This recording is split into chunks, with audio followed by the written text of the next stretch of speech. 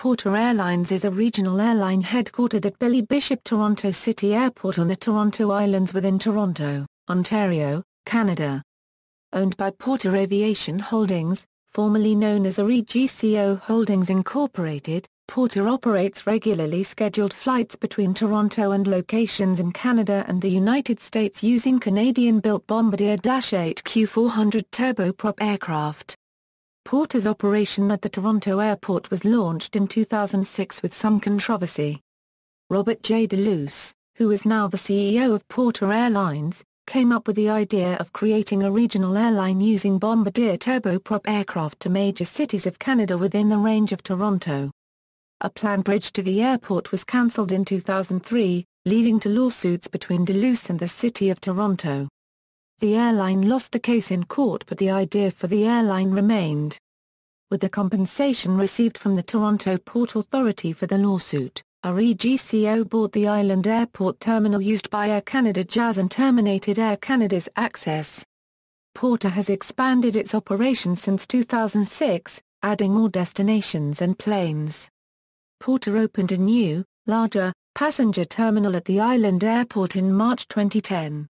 In 2013, Porter made a proposal to expand Toronto Island Airport to allow jets. As of November 2013, the controversial proposal is being studied by the City of Toronto. Organization: Porter Airlines along with Porter FBO Limited, which operates the Porter facilities at Billy Bishop, and City Centre Terminal Corporation, are owned by Porter Aviation Holdings, formerly known as REGCO Holdings Inc. The company was founded in 1999. Porter Aviation Holdings Inc. is controlled by Robert Deluce, part of the Deluce aviation family with brother Peter, son Michael and others, has been an owner and/or executive with Air Ontario, Canada 3000 and other airlines. Principal executives: Robert J. Deluce is President and CEO of Porter Airlines and Porter Aviation Holdings Inc.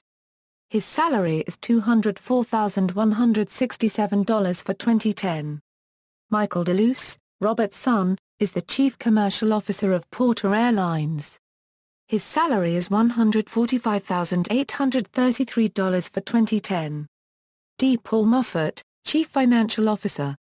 Andrew Pierce, Director of Commercial Planning. Paul Larocque, Director of Information Technology. Source: Bloomberg Businessweek. Directors: Donald J. Cutty, a former American Airlines chief executive, is chairman of the board of directors. Cutty is also vice chairman and CFO at Dell Incorporated. James Little, chief marketing officer at Shaw Communications, Incorporated. David Wilkins, former U.S. ambassador to Canada. Source: Bloomberg Businessweek. Investors: at startup, $125 million CAD was put into the airline, including money from Edgestone Capital Partners, Borealis Infrastructure the investment arm of the Ontario Municipal Employees Retirement System. In 2009, Porter's institutional investors include Edgestone Capital Partners, Borealis Infrastructure, GE Asset Management Incorporated and Dancap Private Equity Incorporated. In 2013, Porter's investors are listed as Edgestone Capital Partners, OMERS Strategic Investments, GE Asset Management Incorporated and Dancap Private Equity Incorporated. The REGCO Holdings purchased the Toronto Island Airport assets of City Centre Aviation Limited in 2005. This included the terminal used by Air Canada's Jazz airline, which at the time operated daily flights to Ottawa from the airport. On February 15, 2006, Air Canada had announced that its contract to operate its Jazz airline service out of the REGCO terminal at the airport had been terminated. On February 27, 2006, REGCO was able to evict Air Canada Jazz from the publicly owned airport. Air Canada took the case to court, but lost an Ontario Superior Court ruling. REGCO's fully owned subsidiary City Centre Aviation then commenced renovations of the terminal building to serve Porter Airlines, which started flights in October 2006. Porter FBO operates the terminal along with fuel and other services. A new subsidiary, City Center Terminal Corporation, was set up in 2009 to manage Porter's new terminal at the Toronto Island Airport. The new terminal's cost of construction is estimated at $50 million CAD. The first half of the new terminal opened on March 7, 2010. The terminal was completed in early 2011. The new terminal has 10 gates, 2 lounges, check-in and security areas, and food outlets. The airline's mascot is a stylized raccoon named Mr. Porter. The raccoon appears in Porter newspaper ads. Porter also advertises on radio, using an announcer. The design of staff uniforms is based on 1960s standards of airline fashion. Porter has 933 employees as of March 31, 2010. Porter was initially organized as a private company. On April 16, 2010, Porter Aviation Holdings announced they were going to be listed as a publicly traded company. The company filed a preliminary prospectus a business plan with securities commissions across the country, a requirement before it can offer shares. The company has $306 million of debt and leases and intended to raise $120 million of new shares in the company and order 7 new Q400 planes. However, after twice delaying the final deadline for the offering, and lowering its share price from between $6 and $7 per share to $5.50, Porter cancelled the initial public offering. According to Robert Deluce, we came to the conclusion that it was really prudent to defer the offering at this time and to wait until better market conditions existed. We wanted to raise some capital. We thought the IPO was the way to go, but we weren't prepared in any way to sell our stock at just any price. The media had openly speculated on the profitability of Porter as being a money-losing operation, as would be typical of a startup. CEO Deluce had been asked by the media to provide information on the financial status of Porter, but declined. In its prospectus, the company outlined a loss of $4.6 million on revenues of $151 million for 2009. To be profitable, the airline needs to be filling 49.3% of his seats with paying customers. In 2009, the airline filled 41% of his seats, and in the first quarter of 2010, it filled 47%. Overall, the airline carried 900,000 passengers in 2009, 800,000 through Toronto Island Airport. In 2011, the airline filled 55.9% of his seats. As part of disclosure for its public offering, Porter disclosed that from its startup in 2006 until May 2010, Porter lost $44.5 million. In an interview with Toronto Life magazine in May 2013, Robert Deluce stated that Porter turned a profit in 2011 and 2012, and paid out profit sharing. History. Porter Airlines' launch was controversial. In 2002, the Toronto City Centre Airport, or Island Airport, operated by the Toronto Port Authority, was losing $1 million per year.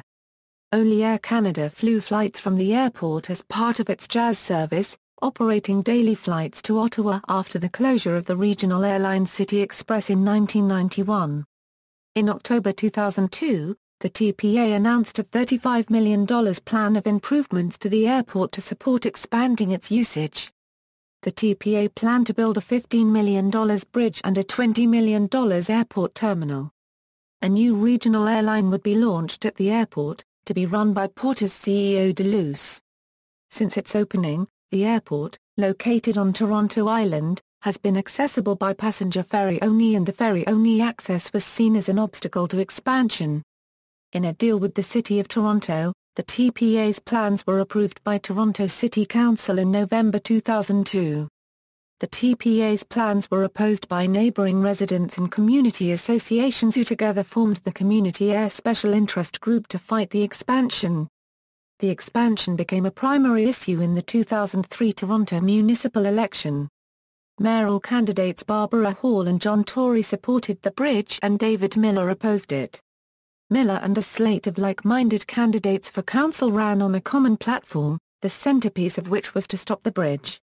After Miller was elected mayor in November 2003, the new council voted to cancel the previous council's decision, stopping the bridge project. After the bridge was cancelled, Robert Deluce launched a $505 million lawsuit against the City of Toronto and later expanded it to the Canadian federal government. After receiving an unspecified amount of compensation from the TPA to settle the suit, his company bought the airport building that Jazz was using at the airport and cancelled Jazz's lease on January 31, 2006. 2 days later, on February 2, 2006, he announced that Porter Airlines, a regional airline operating locally built Bombardier turboprops, would begin service in 2006, operating from the airport, initially on a Toronto-Ottawa route.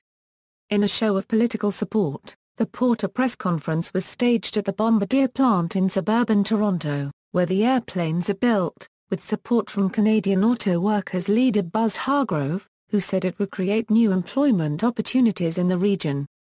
On the same day, the TPA announced plans to improve ferry service to serve the new airline, buying a $4.5 million, 150-passenger ferry.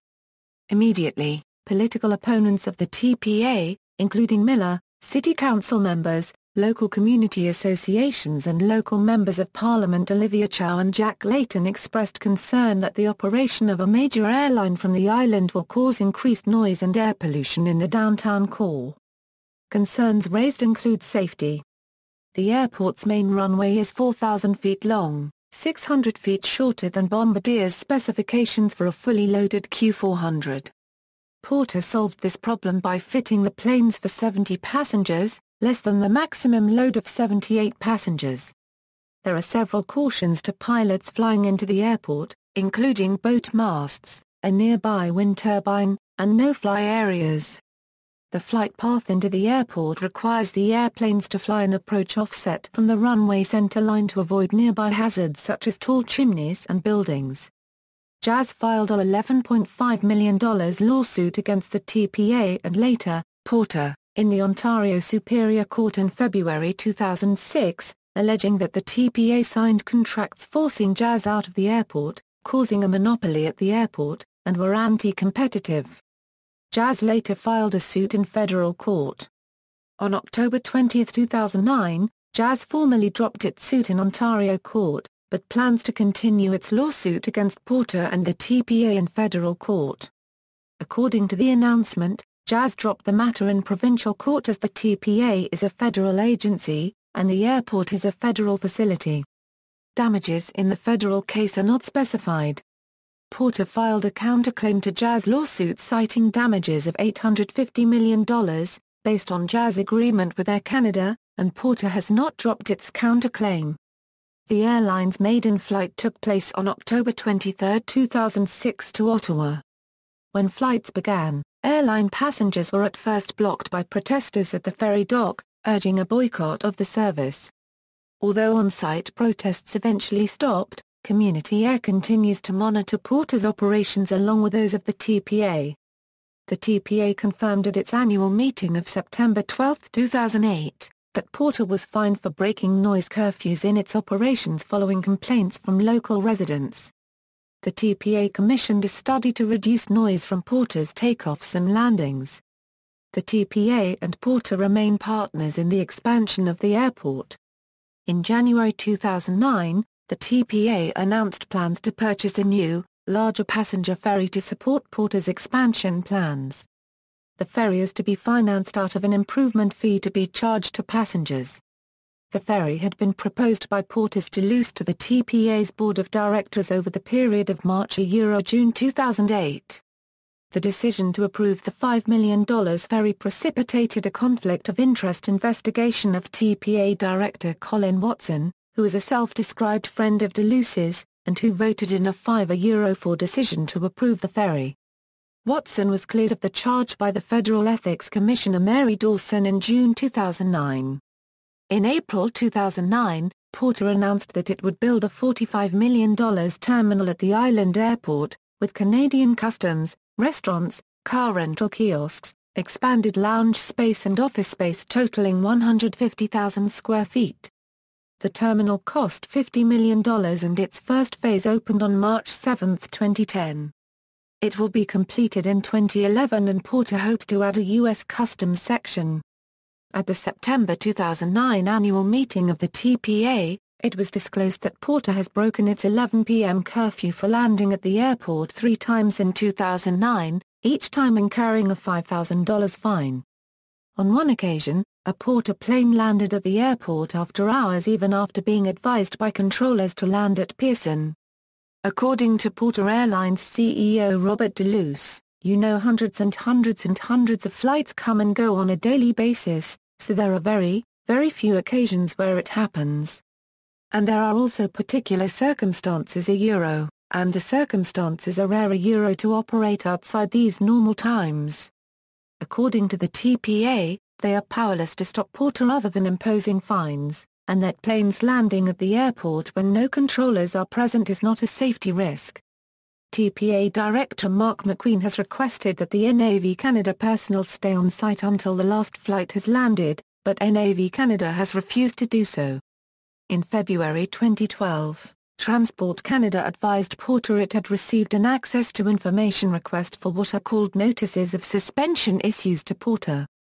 Such notices are departmental warnings with strict deadlines to deal with problems that could be safety-related, but could also be demands to replace key personnel, like pilots, who have left the company. Transport Canada told Porter it was considering releasing some information and wanted a written response from the company detailing why any records should be withheld. Based on Porter's response, the department decided to release a censored version of the material in question. Porter went to court to prevent that from happening. On January 10, 2013, 22 Porter ground crew members went on strike in Toronto. This is the airline's first labor dispute since it began business. In April 2013, Porter filed a libel lawsuit against the Canadian Office and Professional Employees Union representing the 22 striking workers. Porter's suit was for $4 million in damages for alleged defamatory statements made by the union using its Twitter account. The strike was settled in June 2013, and Porter's lawsuit was dropped. 2013 Toronto Island Airport expansion proposal In April 2013, Porter announced expansion plans to serve new destinations in Western Canada, California and Florida. To support the expansion, Porter reached a provisional agreement to purchase 12 107-seat Bombardier CS-100 jets, with a future option to purchase up to 18 more. Porter's plans require regulatory and facility changes to its Billy Bishop Toronto City Airport hub.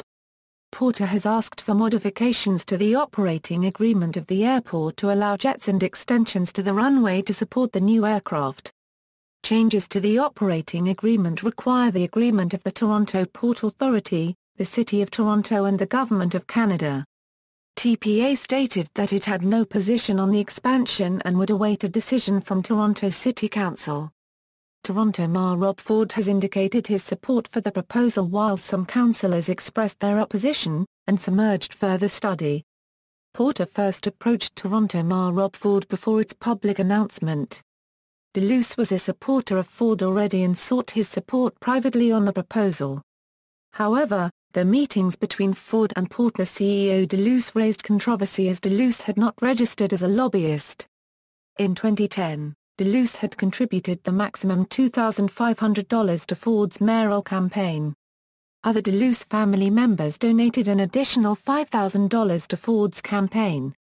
When announcing the proposal, Porter Airlines claimed in advertisements that 2/3 of Torontonians polled supported the expansion. However, the result was disputed by pollster Warren Kinsella. He considered the survey's trustworthiness tainted as it was done by Nick Cowavlis, Ford's 2010 campaign manager, and the questions were directing the result. The No Jets TO group filed a complaint with the Advertising Standards Council of Canada, calling the ads patently false. Toronto City Council held public consultations during the fall of 2013 on the proposal, leading to a city staff report addressing the proposal. At the same time, Porter mounted a public relations campaign, based around the porterplans.com website. Porter customers were telephoned and emailed and radio and newspaper advertisements were bought by Porter asking for the public to register their support with Toronto Council. After the consultation, and study of consultant reports, City staff recommended in a report to delay acting on the proposal until 2015. Concerns about the required infrastructure, public health concerns and the lack of an airport master plan were cited by staff. The TPA was also seeking an extension of the airport management agreement as a condition of the proposal. City Council's Executive Committee on December 5 voted to delay consideration of the proposal until 2014. In January 2014, the Toronto Port Authority announced that it would seek $100 million from the federal government to expand infrastructure around the airport if the expansion plans and jets are approved for use at the airport. Another public hearing at Council was announced for January 27, 2014. Destinations. As of February 24, 2015, Porter Airlines destinations are interline agreements on September 17, 2012, Porter Airlines announced a new interline agreement with South African Airways in which passengers would fly from Toronto Billy Bishop to Washington Dulles on Porter, and then transfer to South African to either Dakar, Senegal or Johannesburg. Porter also has an interline agreement with Qatar Airways in which passengers can fly to Washington Dulles on Porter and connect to Qatar Airways to Doha. In January 2013, Porter announced an interline agreement with Singapore Airlines with connections between Porter at Newark Liberty International Airport. In July 2013, Porter Airlines and Icelandair signed an interline agreement allowing customers to book a single e-ticket for Porter Airlines and Icelandair flights and booking baggage through to the final destination. Connections from 10 Canadian gateways between airlines are available in Halifax, Boston, Washington Dulles, and Newark. This marked the first time Porter had signed an interline agreement providing access to Europe. Additional airline partners include LL Airlines and SATA International. An agreement with JetBlue sees passengers connecting to 8 additional U.S. destinations through Boston. Fleet. The Porter Airlines fleet consists of the following aircraft. A Euro conditional on approval of expansion of Toronto Island Airport. Originally, Porter ordered 10 70-seat Bombardier Dash-8 Q 400 turboprops, with 10 more as options, at a value estimated by Porter of over $500 million. In June 2009, Porter exercised the option on the 19th and 20th Dash-8s. Porter chose the 70-seat configuration due to the short length of the runway at Toronto Island Airport. A fully loaded 78-seat configuration would need a longer runway than available at the airport. This means Porter aircraft have a slightly greater seat pitch than a 78-seat aircraft. The 70-seat configuration also allows Porter to use the shorter runway 11/29 at Newark. In May 2010, Porter announced that it intended to order 7 more Dash-8 Q 400. On August 6, 2010, it was announced that Porter had ordered 4 more Q 400s with options for 6 more. In November 2011, Porter Airlines accepted 2 new Bombardier Q 400 next-gen aircraft, bringing the Compania Euro unregistered trademark S fleet to 26. In late 2013, Porter added an additional 4 seats to all of their Q 400s, giving them a total of 74 seats per aircraft. In April 2013, Porter Airlines announced a conditional purchase agreement for up to 30 Bombardier CS-100 aircraft, including purchase rights for 6 more Q 400 next-gen aircraft. Porter had signed a letter of intent with Bombardier in December 2012. The total value of the deal would be $2.29 billion should all 30 CS-100s and 6 Q400s be purchased. Services. In Toronto, Porter provides a bus shuttle from the downtown Royal York Hotel to the ferry dock at the foot of Bathurst Street. The Bluebird Corporation ultra-low buses are operated by Pacific Western Transportation. The shuttle service had moved to the Royal York from its original location at 20 York Street, next to Union Station, in March 2008, when city construction for the Simcoe Street underpass blocked access. Porter planned to return to the location, but in September 2009, Porter was evicted from the 20 York Street building due to non-payment of rent. Porter provides complimentary snacks and beverages at their lounges at Toronto's Billy Bishop, Ottawa International and Newark Airport. In flight, Porter provides complimentary snacks and beverages. Porter Airlines offers a frequent flyer reward program called For Porter, whereby points can be redeemed for free flights. Safety concerns. On February 9, 2012, Transport Canada advised Porter it had received an access to information request for what are called notices of suspension issues to Porter. Such notices are departmental warnings with strict deadlines to deal with problems that could be safety-related, but could also be demands to replace key personnel, like pilots, who have left the company. Transport Canada told Porter it was considering releasing some information and wanted a written response from the company detailing why any records should be withheld. Based on Porter's response, the department decided to release a censored version of the material in question. Porter went to court to prevent that from happening. On July 11, 2013, the federal court ruled in Porter's favor and the confidentiality order dated September 14, 2012 would remain in effect. A technical issue with Transport Canada's handling of the matter was cited as the reason for the ruling. References: Dawson, Mary. The Watson Report. Office of the Conflict of Interest and Ethics Commissioner. Notes. External links: Porter Airlines website.